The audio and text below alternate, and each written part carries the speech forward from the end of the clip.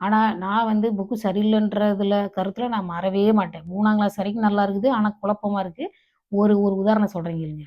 அதாவது ஆஸ்திரேலியாவுல ஜாதி பிரச்சனையே கிடையாது. ஜாதியே இங்க சம்மந்தம் கிடையாது. உங்க வீட்ல என்ன லாங்குவேஜ் பேசுவீங்கன்னு தான் கேட்பாங்க. இங்க ஜாதியே கிடையாது. ஜாதிக்கும் இந்த அரசாங்கத்துக்கும் சம்மந்தமே கிடையாது. ஒரு பாடத்துல அந்த 1ஆம் கிளாஸ்லேருந்து 3ஆம் கிளாஸ் வரைக்கும் இருக்கிற அந்த ஒரு பாடத்துல, "சாதிகள் இல்லையடி பாப்பா." அந்த பாட்டுல ஒரு 2 வரி, 3 வரி இருந்தது. அத ஒரு பக்கம் வச்சுட்டு, இன்னொரு இடத்துல தெனாலிராமன் கதைன்னு ஒண்ணு இருக்கு. அதாவது பெரிய பெரிய படமெல்லாம் இருக்கிற ஒரு புக். 2ஆம் கிளாஸ்ன்னு நெனைக்கிறேன். அதுல பார்த்தீங்கன்னா, தெனாலிராமனுக்கு அ அது அந்த உருவ அந்த முடி அமைப்பெல்லாம் வேற மாரி போட்டுருக்காங்க. அப்புறம் இது ஆஸ்திரேலியாவுல ஜாதியே இல்லையா? அப்புறம் எதுக்கு "சாதிகள் இல்லையடி பாப்பா?"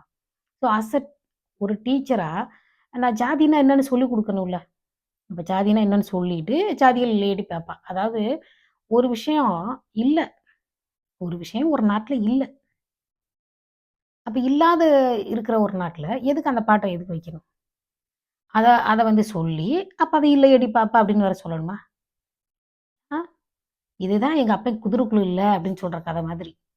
அதாவது இருக்கணுன்ற ஆசை மனசுக்குள்ள இருக்கு. அதான் இருக்கணும் அப்படின்ற ஆசை மனசுக்குள்ள இருக்கு.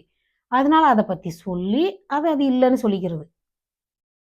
என்ன ஒரு டெக்னிக். அதாவது இந்த ஏஐன்னு சொல்றான் பார்த்தீங்களா? Artificial intelligence. அது கூட இவ்வளோ டெக்னிக்கா வேலை செய்யாது.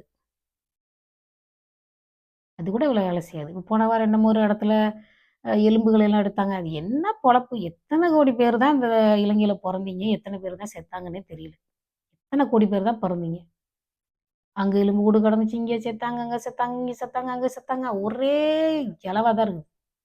இத்தனை எலவுலயும் கூட தன்னோட ஜாதி என்ன? ஜாதி பெருமை பேசுறது, நாங்கள் எல்லாம் நாங்கள் அப்படி, நாங்கள் இப்படின்னு பேசிக்கிட்டு தானே இருக்கீங்க.